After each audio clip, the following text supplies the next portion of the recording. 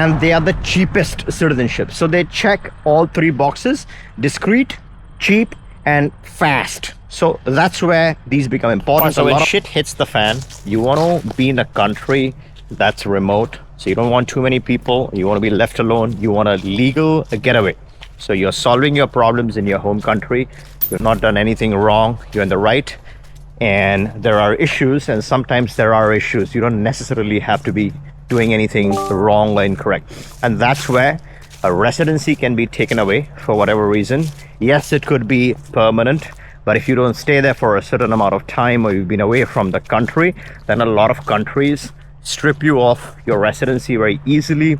It's just a matter of time. Someone informs them something, and especially even if they're wrong, if it's a country, your home country, then that country that's issued you the permanent residency is going to not look at what's going on. They're simply going to terminate or revoke that residency. Whether it's temporary or permanent, it just takes a couple of days or a couple of months for them to make that decision and terminate your residency. And that's really a temporary solution. Although you call it permanent, it still always is a temporary solution. Now, what a lot of people would want to have is citizenship. And when you're getting a citizenship, you want to have it in the right jurisdiction, in the right country. And we are talking about instant citizenships, where you can obtain this in 30 days, 60 days, or 90 days. That's how quickly you want to obtain this option. Now, before we deep dive in these remote options, please do me a favor, check your subscription status. And if you aren't yet subscribed to this channel, please do me a favor, turn on that subscription. It does not cost you, but it really helps me get you the updates, and it makes a big impact for us. So support our channel and be subscribed. One of the most popular ways of gaining a citizenship is the Citizenship by Investment program. I would like to point out 7 or 8 citizenships that are no longer instant. They claim to be instant or quick or direct citizenships, but I personally feel that they're not instant at all. They take a lot of time. The first one is Turkey. Now, Turkey has recently hit the headlines for revoking citizenships of over 400 candidates.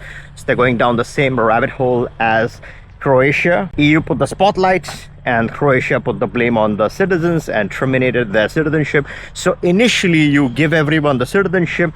There's a due diligence, and it's supposed to be a supreme due diligence. And you do that, you give them the citizenship, you take the investment, and once you have everything collected, that's when you go and terminate your economic citizen's passport. And that's what Turkey is doing currently. I'm not saying whether they're doing the right thing or the wrong thing. I'm just saying that they issued the citizenship to over 450 investors, and now they are terminating all those citizenship for whatever reason. So Turkey takes a lot of time. It takes a year and a half. Egypt, in my opinion, is not an instant citizenship. Caribbeans take almost a year and a half, sometimes more, based on your circumstances. So I don't feel any of these 7 or 8 options are instant or quick by any means. Now, what are the options if you're truly and genuinely looking for something that's quick? A country that's not going to terminate your passport that easily, right? If you do something horrible, then of course you got to face the consequences. But let's just say that you have not done anything horrible, then you don't want your home country or your citizenship country to terminate your passport. You want it to support you. And the other major requirement is that you want the citizenship to be truly direct, truly instant. It should not share your information with your home country. Otherwise, there's no point of getting a new nationality. Then might as well just hang on to your home country citizenship. I'm going to present 3 options that I feel are pretty instant, pretty fast. They don't share your information with other entities, and they are the cheapest citizenship. So they check all 3 boxes: discreet, cheap, and fast. So that's where these become important. And why would you want to have a citizenship? It's not really for visa-free access, visa-free travel. It's again as an insurance policy when times are bad. These citizenships should save you. They save you in multiple ways, meaning you should be able to gain legal residencies where you want to add options, right? You want to add legal options, legal layers. You want to have protection in not just one place, but have a redundancy or a duplication. A lot of people would want to get at least 2 or 3 additional passports and then get several residencies. Each residency strategically sits on the right kind of passport, and that's when you have proper security in place. You have multiple jurisdictions to stay away from trouble, to stay away from problems. You solve your situation and then you can return to your home country. The first one on this list is an African option, and in Africa you really have 3 options. One is the Sierra Leone. I don't recommend this citizenship because it's a bit expensive for what it offers. The second one on the list is Sao Tome and Principe. This is the cheapest citizenship, one of the cheapest. And Sao Tome is okay because it has the CPLP connection. It's obviously missing the ECOWAS connection, and that's where I really like the citizenship by exception options, which has ECOWAS as well as CPLP. So that's the third option in Africa. So Africa as a whole is one region where you can feel safe and secure. The second option that I feel is interesting and worth considering is the Vanuatu citizenship. I like Vanuatu because you get the investment component back. So you're looking at 165k in investment, and then you get the 50k back. So technically it's a real citizenship by investment, where you're investing a component, and then through the coconut oil fund or the coffee fund you're getting your funds back, and it covers a family of 4 members. So per person you're looking at around 29-30k USD, which is not a bad price because this citizenship is okay. It's not the best, it doesn't have the greatest reputation, but what you're doing is legally obtaining a citizenship, and then you of course want to have credible, reputable residencies that sit on this passport. So if your financial situation needs to be secure, you're securing that with the right kind of residencies and the right kind of jurisdictions. Places like Mauritius or Paraguay are excellent places for low taxes, territorial systems, and tax advantages as well. So you want to have a citizenship in place. So Vanuatu is an interesting option. How much time does Vanuatu take? 60 days, and we are able to obtain and strike this option for our clients. If you're looking for a permanent residency in Vanuatu, 5 days to 10 days, you can obtain that. And the third option on this list I think is worth considering is Nauru. It's at the same price point initially as Vanuatu, but you don't get the 50k back from Nauru. So that's where this becomes more expensive than Vanuatu.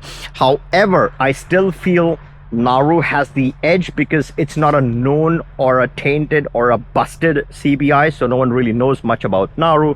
You obtain the citizenship, you get some access, interesting access across Latin America. Now, if you're physically looking to secure yourself, then I would say Vanuatu is a good option, a better option than Nauru. But if you're looking for that slight bit, you're never going to go to your country of citizenship and all that you care for is a nationality, so you can tag additional residencies, then I would say Nauru is a better option and more interesting option, where you're getting the reputation and then you can tag additional residencies. Once you have the residency, let's say you're presenting yourself at a financial institution, you have the residency of that jurisdiction, so that automatically adds tremendous amount of credibility to your portfolio. And then for your nationality, let's say you are presenting a Nauru citizenship. Now, not all banks ask you for your laundry list of your citizenships. Some banks ask you for the nationality that you have entered or the nationality that's associated with your residency. That's all that they're interested in. So let's say you present a Nauru passport and then you present the residency of that country where you're trying to open up a bank account, so that can secure your position. Now, what are some of the great residency options that you can tag to these citizenships? I feel Paraguay is an interesting option. Panama is also a very interesting option. The difference between Panama and Paraguay is that Paraguay is on the budget. It's a cheaper option. Panama is a slightly more expensive option, but Panama offers you robust banking, robust business opportunity. So it's more like the Dubai in Latin America. Then you have Mauritius. If you're looking for something closer to Europe or Asia, a lot of Britishers, a lot of Europeans would naturally get Mauritius because English speaking, French speaking, you have all the advantages. You have the banking advantage, you have the territorial advantage. If you're opening up a GBC corporation in Mauritius, then you don't need any Dubai, you don't need any GCC countries, you don't need the Qatar. You can simply do a Mauritius 0 to 3%. And if you are interested in learning how that can be struck and why Mauritius is so much better than Dubai, in my opinion, you can watch this video. Covered this topic extensively. Now, I hope you liked this video. If you did, give me a thumbs up and catch you in the next one.